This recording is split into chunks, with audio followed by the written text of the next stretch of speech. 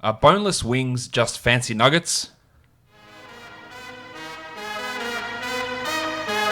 You are Locked On Fantasy Basketball, your daily fantasy basketball podcast, part of the Locked On Podcast Network, your team every day.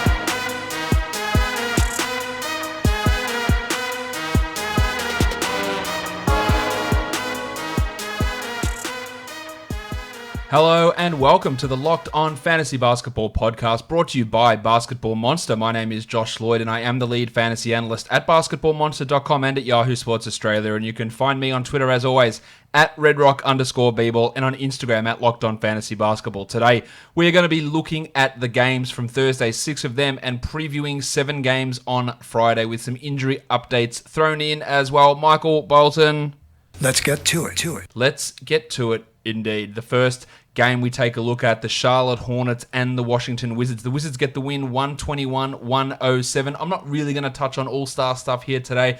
You can say that Bradley Beal was a snub. You can say that Devin Booker was a snub. You can say that Karl Anthony Towns was a snub. You can say that Zach LaVine maybe was a snub. You cannot say that Derrick Rose was a snub. But the guys that are in, I got no problem with them. I think I didn't actually release my all-star picks up to the very date, but none of those guys who are in are guys that I could complain about. I think those guys are very similar to the teams I had about 3 or 4 weeks ago when I did the reserves. Not much difference, if any difference at all, in those squads versus what I put out a while ago. Yes, you can make those arguments pretty clear. I don't think I had Westbrook in. Maybe that was the difference over in the Western Conference. But again, Westbrook or Booker, I probably would have taken Booker, but I don't think it's egregious. Beal in the Eastern Conference, I don't really see it there. I don't see who I'd be taking out. Maybe it's Sabonis, maybe it's Jason Tatum, but I'd still rather have those guys in. I think they probably still deserve it. I don't think there's any real complete conspiracy, or as Isaiah Thomas likes to say, it's a political thing from the NBA. It's not. It's just a bunch of coaches and having their votes tallied. But he can think whatever he wants. But let's talk about this game that he was playing in. The Wizards get the win 121-107. Miles Bridges, yes, it was against the Wizards defense, but he played well, 23-6, 34 minutes, 3 triples. The minutes are going to be fairly solid from Bridges. The production's going to be up and down. I think we're all well aware of that at this point in the season, but that's still strong enough to be, I think, close to a 12-team league guy. He's barely a 12-team league guy on the season, but that was pretty strong. While Rozier had 21-7 and Devontae Graham continues to just... I don't know what he does, but it's pretty rude, whatever he does to your field goal percentage. 11 points with 8 assists and 3 steals. Bill Hernan-Gomez, 16-teamers, you want to take a look at him because he's a good per-minute player and he's got that backup role. 12-4 with a steal and a block in 20 minutes.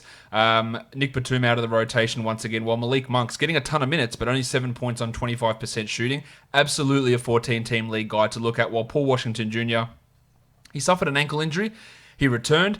He scored 15 points. He did absolutely nothing else, and it came on good efficiency, but his percentages are wild. They just vary so much that he is hard to get a grasp on.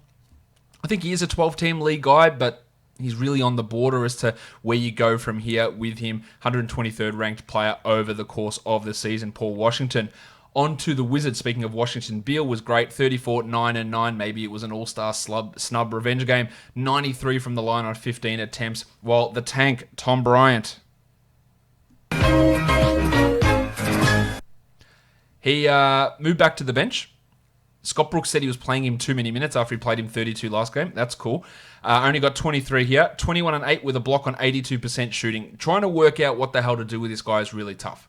If he's only going to play backup minutes behind Mahinmi, he's not going to be a 21-8 player in those 23 minutes every night. But I think we still have to roster him and just see where it goes. Because the potential is there if he gets minutes. If he's good enough to get those minutes remains absolutely in question. But it's really hard to get a full read on what's happening with Tom Bryant. Isaiah Thomas actually played okay today, 18 points in 22 minutes, while Ish had 11, 5, and 7. Neither of those guys are 12-teamers, while Troy Brown had 12 and 6, picking up his minutes with Jordan McRae sideline. When McRae and Hachimura and Wagner return, I just don't see Brown having any 12-team viability.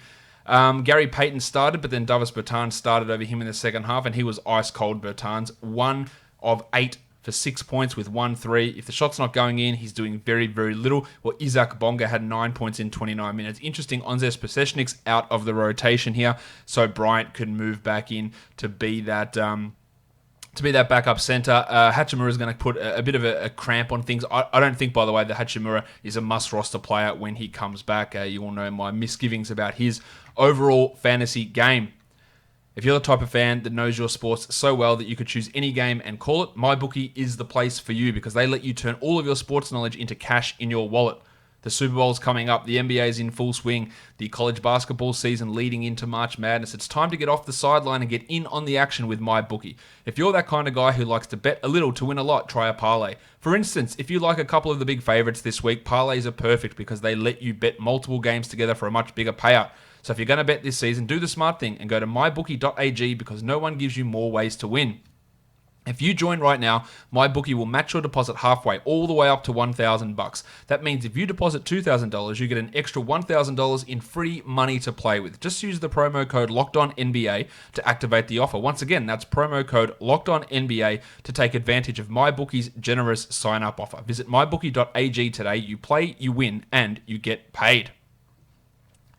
Let's swing it over now to the next game. From Thursday, we're looking at the Toronto Raptors. Made hard work of it against the Cavs. 115-109 was the final score. No Marc Gasol, not surprisingly there at all. Ibaka started, played 33 minutes and had 26 points. He is going to see way more minutes and is a must-roster guy and probably a sell-high guy while Gasol is out. Lowry had 23-5-5 with 4 steals. That was strong, while Siakam had 19-5 with 4 steals. Also, Van Vliet couldn't hit anything. 8 points on 23%, but 7 rebounds and 12 assists is strong. While the Waterboy Chris Boucher got those backup minutes right behind Ibaka, and that's it. That's all we're getting from him. So he's not a 12-team ad. He's maybe a 14-teamer. He's a streamer. 10-4 with a block is good, but it's not going to cut it for 12-teamers. While Norman Powell, the shot was off early. He hit a couple of late, ended up with 16 points in 26 minutes on only 42% shooting, but the rest of his line is pretty empty. While the Jedi, OG Anunoby, wrong button. That's the one. Hello there. Yes, hello there indeed. Didn't give us any defense, didn't provide any value, not a 12-team league player. Onto the Cavs, Darius Garland was back after resting and looked a lot better, more in control, 16-5-8. I still think he is a 12-team league guy, while Colin Sexton had 23-4-4 and continues to play well. While Larry Nance, 26 minutes, 13-9. What did Tristan Thompson play? 27. This switchover is happening, guys. Larry Nance is the guy that you want. Thompson, I believe, is a droppable player in 12-team leagues. I've been saying about this all season, while Kevin Porter is taking Chetty Osman's minutes. 29 for Porter, 22 for Osman. 13 points with 7 turnovers for Porter is not ideal, but I still think that he is a flyer type in a 12-teamer that you absolutely want to be taking a look at. Let's go on now to the next game. It is the Philadelphia 76ers going down on the road to the Hawks. The Sixers just struggle so much on the road. It's pretty ridiculous. They were without Al Horford and Josh Richardson in this one, but that's still no excuse. The Hawks win 127-117. Benny Simmons had 31-6-5 with 4 steals, continuing his strong play, and it's good to see him doing that without Embiid, with Embiid there. While how's Shake Milton? 27-5-6, 27 points for Shake Milton. What? 5 triples, 35 minutes. He started in place of Richardson again. Shot the ball well, shot the ball often, got to the line a ton. There's a lot of flukiness in this game from Milton, but he's an interesting deeper league streamer while Richo is out. Matisse Thybulle started in place of Horford, the painter, only 17 minutes, got his 2 steals, but had 4 fouls, so the playing time is limited, while Furky from Turkey and Raul Neto combined for 0 points in their 41 minutes, missed all 13 of their shots, and if their shots aren't going in, I don't know what the hell they're giving you. Toby Harris had 21-9, while Mike Scott had 11-4. Joel Embiid 21-14. So a decently strong game from Embiid. On to the Philadelphia 76ers, their opponents, the Atlanta Hawks. Trae Young, 39 points, 6 rebounds, and 18 assists, an absolute monster. Got to the line 20 times as well, while Vince Carter played 24 minutes. And that was mainly so he could go out there and take on Joel Embiid and absorb those fouls and protect guys like Damian Jones and John Collins. But it was a big game from Carter anyway, 14-6 with 2 blocks and 2 triples in 24 minutes. And he continues to really be a marvel at the age of 1,020,000 perhaps. Johnny Collins had 17-20, not much else, but that's still pretty good. While with no Len and no Jabari Parker still, no DeAndre Bembry, no Bruno Fernando, Damian Jones got a start, 26 minutes, 14 and 7 with 2 blocks. I wouldn't read too much into this, but there's really no other centers around, and if these guys continue to be out, you'll get some marginal deep league value for Jonesy. Kevin Huerter played 33 minutes and had 12 points with 2 triples. I still believe he's a 12-team hold, but in shallower leagues, I'd be okay with moving on. Well, Jeff Teague he stinks. 4 points in 13 minutes. Surely nobody here is holding him in 12-teamers, and you know what? In 14-teamers, I reckon you got to make that call too. 15 points in 36 for DeAndre Hunter with 4 assists. Still no defensive numbers. 14-team league guy. While Cam Reddish, who is the most added player on Yahoo over the last day, which seems pretty wild, 12 points with 2 threes. Now, to give Reddish credit, he shot 40% on threes in January. That's fantastic from a guy that was at about 4% earlier on this season. He's a points and steals streamer, threes and steals streamer sort of a guy who you'd prioritize behind someone like a Trevor Ariza, more of a 14-team league guy. I wouldn't be rushing to add him in 12s. He was a good streamer for today, so perhaps that's why all of his ad numbers were up for this slate of action, or this Thursday's day's worth of games in the NBA. Let's move on now. The next game, the Golden State Warriors and the Boston Celtics. The Celtics win 119-104. D'Angelo Russell, 22 points with 5 assists in 28 minutes. And the Wizard, Omari Spellman, only played 22 minutes, less than Marquise Chris, but got some defensive numbers, 2 steals and 2 blocks. Now, Chris looks like he's going to be limited to a 23 to 25 minute role, which makes him a back-end 12-team league guy, but hardly a must-roster guy. 9 and 3 for Marquise with 2 steals and a block there, while Alec Burks had 18 in his 24, while Damian Lee showed something for the first time in a very long time. 11 and 7 for Lee, still more of that 14-team league guy. The triangle Eric Pascal is not a 12-teamer. 4 points in 23 minutes, while Draymond, lots of people, I need to drop Draymond. He's a 78th ranked player this season, so if your league is that shallow or your team is that good that Draymond Green is a drop, then I don't actually know what's going on there. Despite his struggles, he still is that guy comfortably in the top 100, like comfortably in the top half of fantasy players. Yet people are still talking about dropping him. I don't quite get that. Little Dog struggled a little bit, 11 points in 28 minutes. For the Celtics, Jason Tatum was back. He had 20 and 6 in his 24 minutes, while Jalen had 18 and 7 in his 27. Marcus Smart got hot, 21 points, 6 assists and 5 threes, while Hayward had 25, 8 and 3. All of those guys are must-roster players, while Daniel Tice, only the 26 minutes, but still pretty productive. 5 points, 8 rebounds, 3 assists, 2 steals. I like him as a 12-team league player. He's a top 100 player over the last 20 games. Kemba struggled a little bit here, 13 points on 13 shots, and he was in my sell high or my top 20 podcast I did the other day, saying that he does vary quite a bit in terms of numbers and production, and we saw the downside from Kemba Walker here in this game. I have a podcast that I'd like to talk to you about. Imagine for a moment, it's the year 2010. You leave your high-paying job at a blue-chip software company, come home and do the same thing you've done now for weeks. You go to the medicine cabinet, you grab 5 painkillers from your cancer-stricken wife's never-ending supply, crush them up into a fine powder, and wash it down with a tumbler of vodka. It didn't used to be this way, and it's about to get much, much worse. This is the story of Robert B., and he tells it on the powerful new podcast, Keep Coming Back, Real Stories of Sobriety and Recovery. Each week, host Mike S. interviews and unravels stories of people who fell down and have managed to get back up again. The broker who blacked out and woke up in another state, not knowing how he got there. The college senior who tried controlling his drinking only to wake up in a jail cell. Everyone loves a comeback story, so subscribe and listen to Keep Coming Back, Real Stories of Sobriety and Recovery. A link to the podcast can be found on the Locked On Offers page. Next game up, the Utah Jazz. Big comeback at the end, but they end up losing to the Denver Nuggets 106-100.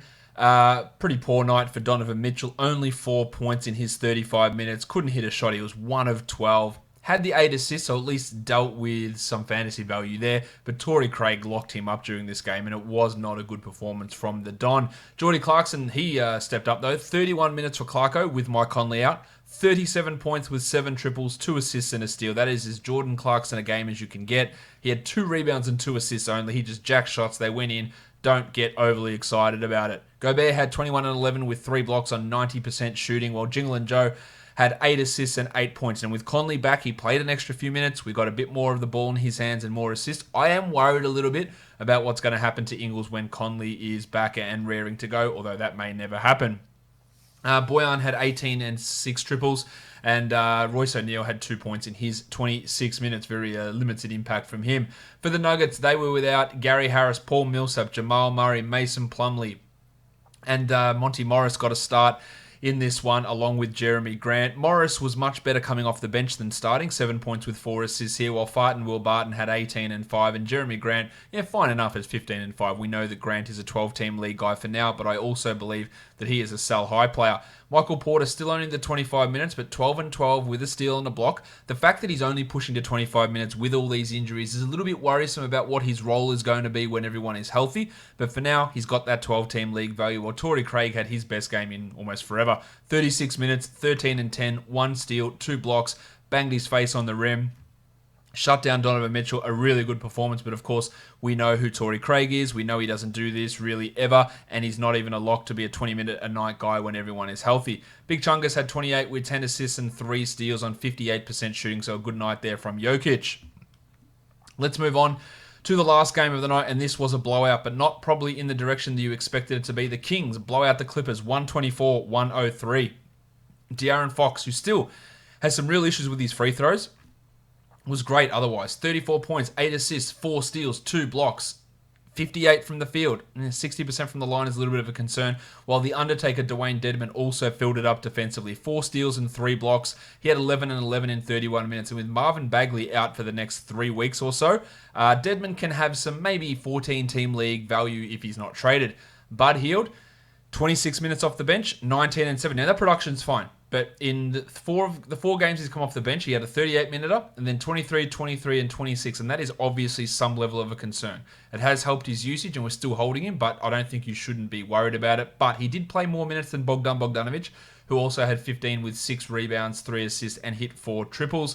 Bjelica, second bad game in a row, 9 points in his 29 minutes, while the pencil Harrison Barnesy. He might as well have taken a shit on the court. He had 6 points in 32 minutes and is still rostered in just far too many leagues. Fingers out of arseholes. Drop him. There's no need for it. No need for this Harrison Barnes foolishness to continue. We also had speaking of things we don't need to continue, 33 minutes of Corey Joseph. He had 16 points with 7 assists, so I'll give him credit for putting up some big numbers, but not something we should be relying upon. This was a blowout really early because although the Beatle Paul George returned, Kawhi Leonard was a very, very late scratch. He warmed up, he was announced in the starting lineup, and then he didn't play. He had lower back tightness, so the fun guy was out. Paddy Beverly returned also, 11 points in 24 minutes, while Shamet got the start, 31 minutes, 15 points, 5 threes, an excellent three-point streamer. We'll see what his role is. There is some talk that he probably will start, as he should, when Kawhi and Paul George are both playing. They're going with this Paul George at the 2 nonsense, so Harkless can start at the 4. He's a little bit ridiculous. They need Shamet in there, and we'll see if Doc makes that change. That could give him some stream value and 14-team league value. George only played the 19 minutes. He was rough, 2 of 10 for 8 points with 4 rebounds, while Mo Harkless had 4 and 4, and Lou Williams 22 in his 30 minutes. But it took him a lot of shots to get there, and of course, he does tend to get more of those shots when one of Leonard and George are out. Big game from the table, Montrezl Harrell, 21 and 7 with 3 blocks for Harrell. Poor free throws, but good field goal is pretty much the story of his entire career and season. Let's look at some of that injury news now. Marvin Bagley, as I mentioned, dealing with this foot injury. He is going to be reevaluated in 3 weeks. That doesn't mean return in 3 weeks with that mid-foot sprain. I think you could consider dropping him. He wasn't that good before the injury. He's out now for 3 weeks, unless you have injured reserve where you stick him there. Otherwise, he's a drop. While Rashawn Holmes looks like he is going to be returning at some point in the next 2 to 3 games. So that's better news on the Holmes front. If he is on your waiver wire, I would be adding Rashawn. Mallow is going to be out. No real reason I've seen that's been given for him being out, but he's not playing on Friday, so that's something worth noticing. While Alfred Payton, Triple J, Jaren Jackson Jr., and Marco Goodrich have all been suspended for 1 game for that on-court fracas we saw on Wednesday. I think that Ntilikina will get the start, but he's also dealing with a groin injury, so it could be an opportunity to stream in Dennis Smith Jr., while for the Grizzlies, hopefully that means Brandon Clark gets minutes, but it could be Solomon Hill that steps up in his absence as well. Luka Doncic, of course, the biggest injury news, sprained his ankle. They're a little bit worried about it. They think it's similar to that ankle injury that cost him about 2 weeks earlier in the season. Wouldn't be surprised to see that put him out through the All-Star break. Jalen Brunson is the guy to add there. He was the guy that stepped up last time with Doncic out.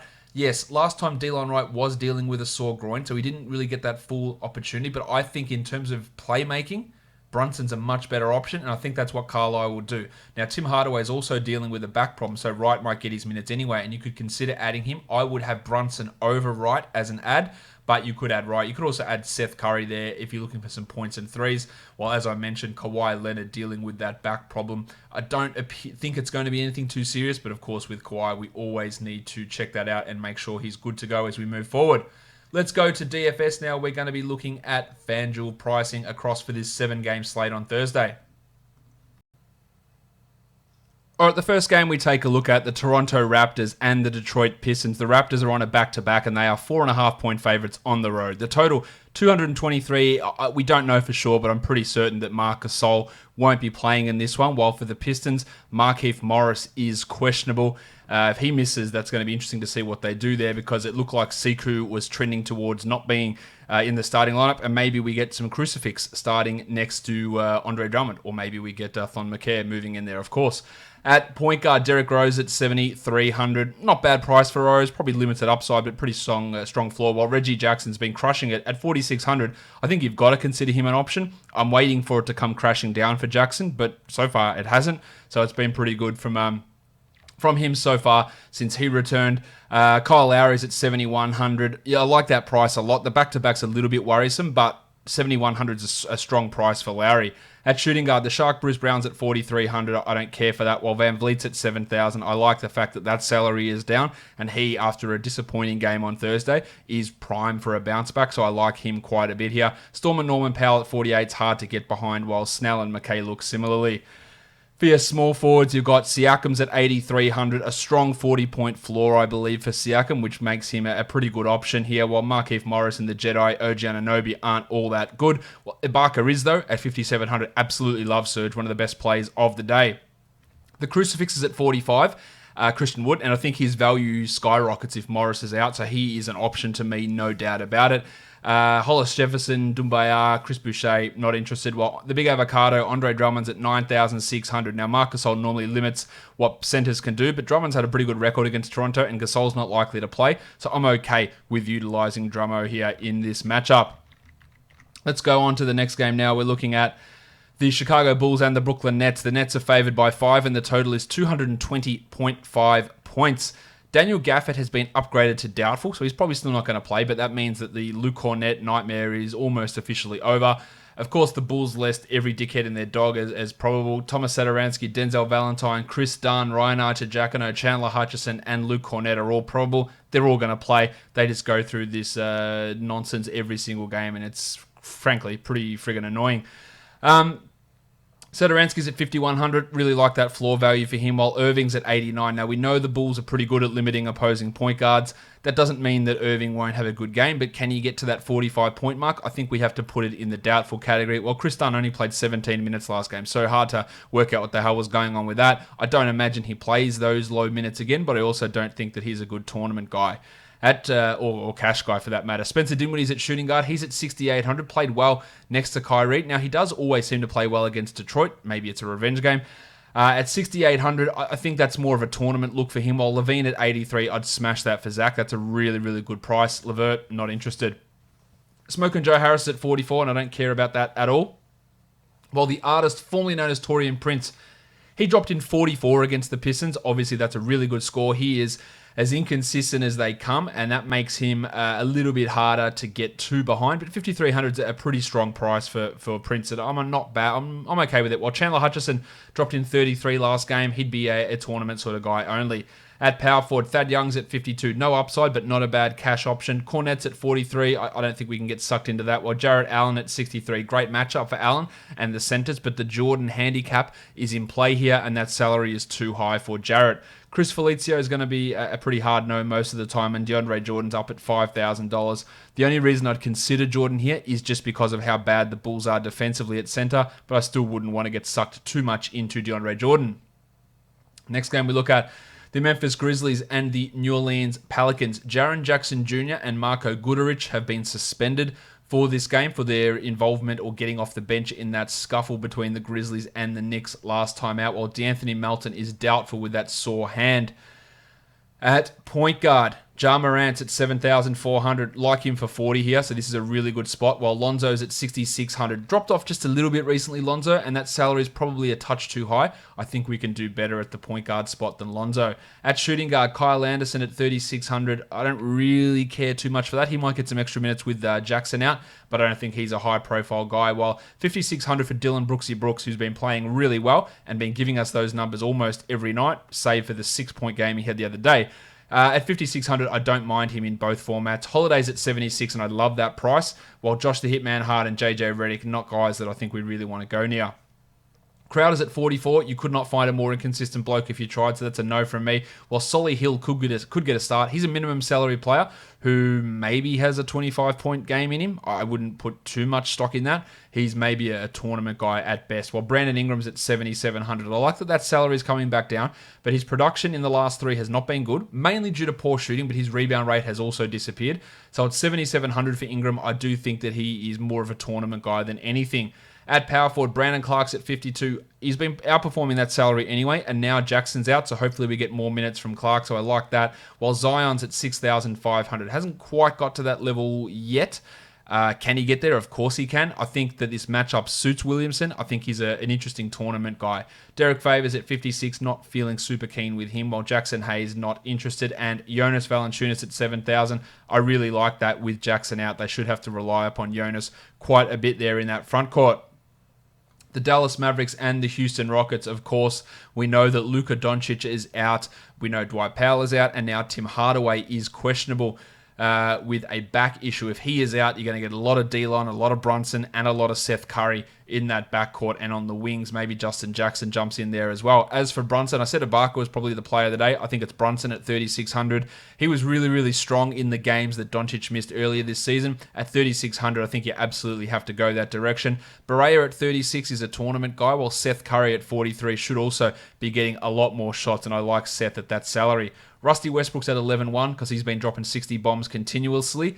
I don't know if I trust it. I'm getting closer to trusting it for Westbrook. I think he's not a bad play here. Well, Austin Rivers has been playing much, much better. 26-point average over his last 5, and at $4,000, that sort of gets it done. He's very unsexy. There's very limited upside, but if you're looking for a cheap guy to get you 25 and get you 6-7x value, then maybe Rivers is that player. Delon's at 4,200. He played 16 minutes last game and had 6 points on the back of a 30-minute game, but the one before that. But with Doncic now sidelined and perhaps Hardaway out, they're going to almost have no option but to go with Delon. So he looks like a strong tournament guy, while Harden's down at 10-1. We haven't seen Harden this bad in years and years and years, so I think that he would be an interesting guy to have a look at, especially for tournaments. Eric Gordon starting at small forward. That didn't go all that well for DFS purposes, only for tournaments, while Hardaway at 43 would be an interesting guy with Doncic out, I think. Finney Smith at 41 doesn't really get me all that excited, and Dan House and Justin Jackson not the greatest DFS contributors. At power forward, Porzingis. He's at 6,400. Yes, the minutes have been limited, but he absolutely roasted everybody when Doncic was out last time, so I'm looking for him to get back to that level. I like him a lot. Maxi Kleber at 38. The other thing I've mentioned, we don't know what's happening with Clint Capella. Now, he's not on the injury report, but he only played 17 minutes last game, so that was obviously a concern. That could push PJ Tucker's minutes up, but he's still not a great DFS guy. If you're looking for that low-end player, I'd rather an Austin Rivers at that sort of a salary, but Tucker's not far off that level, while Kleber at 38 has really struggled, just can't get the minutes up, and he's not playing with Porzingis well at all. Capella's at 72, only for tournaments. He just only played 17 minutes. Now, whether that was Hassan Whiteside or whether that was his heel or whether it was a combination of both, we don't know at this point, but he's not on the injury report. So that salary's dropped so far down that you could sneak him in as a cheeky GPP guy, while Cauley Stein, just don't see the playing time that's available for him there just at this stage. The next game we take a look at, the Oklahoma City Thunder and the Phoenix Suns. The Thunder are 1-point favorites, and the total is 222.5 points. At point guard, ravishing Rick Rubio is down at 5,500. He has been struggling. There's no doubt about that. But that salary down that low gives me a good feeling about using him at that sort of a price. Chris Paul's at 73, probably a good cash guy, not so much as a tournament upside player. And then you go on to your shooting guards, where you got Gilgeous-Alexander at 7,700, who's been really, really strong for cash games, and I like the matchup here a lot. Schroeder at 6,000, also really strong for cash games, and Devin Booker at 8,900. That's a big price from Booker, and the matchup's a marginal negative. Well, not marginal, it's a pretty significant negative going up against the Thunder. I think Booker at that salary is maybe pushing a little bit too far, but I'm not against using him, obviously. I just think we can probably spend it better. Luguentz Dort had 29 points last game. Terrence Ferguson is out again, so Dort will get another start. That was by far his best game, so I don't really see repetition coming for Dort at that sort of level. Oubre's at 6,400. He is in a bit of a slump with his shooting at the moment, and a bit of a negative matchup. I'll probably fade off of him, while the Rooster, the Italian cock, the Rooster, Danilo Gallinari. Hands off my cock! That's better. He's at 6,200, probably a cash guy to me without much tournament upside. When McCall Bridges started last game for Phoenix, he had 33 points. He's at 4,800. Now, he could just disappear offensively. That's a real concern. I think he's still got some tournament value, but I'm not massively into it. At power forward, Nerlens Noel's at 4,400. He's putting up good numbers. Just it's hard to see the complete upside there. Even when Adams plays 25 minutes, he's not playing 28-5 or 23. He's still stuck at 20, which is the concern there. While Šarić at 3,900, I don't care for it. Ayton's at 8,200. I think that's a really good value play, while Steven Adams is just doing absolutely nothing. If you're going to get back on track, though, Ayton does allow some pretty decent production against him. So 5,300 is an interesting tournament look there for Steve-O Adams. The Denver Nuggets and the Milwaukee Bucks. The Nuggets are on a back-to-back. No Paul Millsap, no Jamal Murray, no Mason Plumlee, and then Gary Harris was out on Thursday. We don't know if he's going to be out on Friday. So some opportunities opening up there for the Nuggets. Bledsoe's at 6,100. Giannis also, questionable, as is the big ragu, Dante DiVincenzo. Bledsoe's at 6,100, and I'd be all about that if Giannis is out. Otherwise, it's a little bit of a middling option, while Monty Morris could get another start. He started Thursday with Gary out, so that could be an option there. At shooting guard, DiVincenzo's at 45. We know George Hill is out, so that does help DiVincenzo. At 4,500, he could be a cash guy, but he's questionable himself, while Middleton at 72 would become absolutely smashable if Giannis is out. Otherwise, if Giannis plays, it's a little bit dodgier. Sterling Brown, Wes Matthews, I don't really see much with those guys. At small forward, Yanni's at 11,600. This should be kept close enough for him to at least get that value, so I like Antetokounmpo here. While Farton Will Barton is down at 5,700, and that looks like a pretty good price tag to me. For your power forwards, Ersan's at 3,600, and if Giannis is out, that is really strong for Ilyasova. I'd like that quite a bit. Michael Porter Jr. at 48, pretty strong price. I'd like that as well. While Jeremy Grant at 6,200 also has been routinely beating that number, so value in all three, Porter, Ilyasova, and Grant as the power forwards here. And then at center, Lopez is at 5,000, probably more of a tournament guy than anything, while Big Chungus Nikola Jokic is at 9,800. Relatively strong floor player who does have some upside to go bigger, so he's available or useful in both formats of DFS. Let's go on to the last game of the night. We're looking at the Portland Trailblazers and the Lakers. The Lakers are 13-point favorites. Anthony Davis has cropped back up as being questionable with that gluteal arse issue, while JaVale McGee is probable. Alex Caruso is questionable, while Mallow is out for Portland. At point guard, Rondo's at 4,200. I don't really care about that one, while Lillard's at 10,100, and he has been killing it, averaging 66 over the last 5. Now, can he do it against the Lakers, who have been really good defensively? It's a challenge to keep it up to that level. I would say he probably can't, but I'm happy to be proven wrong. McCollum's at 7,100. He's a tournament guy to me, while Dan Green and Gary Trent Jr. and KC. Actually, Gary Trent at 39. He's getting 20-plus minutes a night and 20-plus points. I don't hate that as a cheap guy to build into your lineups. While KCP's at 37 and Avery Bradley's at 35, and they're not doing it for me. I am interested in Trevor Ariza, especially with Mallow out. 4,300 for Trev. That's a pretty good price. So I'm in on him, while LeBron's at 11.2. LeBron James. That's a pretty strong price for LeBron, who has been a little bit down of late, but I still think we look at him as a pretty good value play, who's averaged 63 points, the last 3 times up against the Portland Trailblazers. At power forward, Davis is at 10.3. I wouldn't really trust him if his ass is acting up again, so that's a no. While the future MVP, Kyle Kuzma, if Davis is out, he's a good GPP guy in that scenario. At center, we get Dwight and JaVale McGee getting a boost, of course, if Davis is out, and Howard at 48 would become pretty good, while Hassan Whiteside's at 83. The world He's been really good, but the Lakers have a habit of reducing the impact of opposing centers. So if you're going to fade away from Whiteside, this is probably the game to do it in. Let's look now over on FanDuel at DraftKings at some options. Brunson, Brandon Clark, Valanciunas, Barea, Finney Smith, Prince, Kuzma, Porzingis, LeBron, Davis if he plays, McCollum, James Harden, Zion, not a bad option over there as well on the old DK. That'll do it for me, guys. End of another week. Don't forget, subscribe, Apple Podcasts, Google Podcasts, Stitcher, Spotify, and on YouTube. You can find me on Twitter at redrock_bball, Instagram Locked On Fantasy Basketball. Guys, we are done here. Thank you so much for listening, everyone. See ya.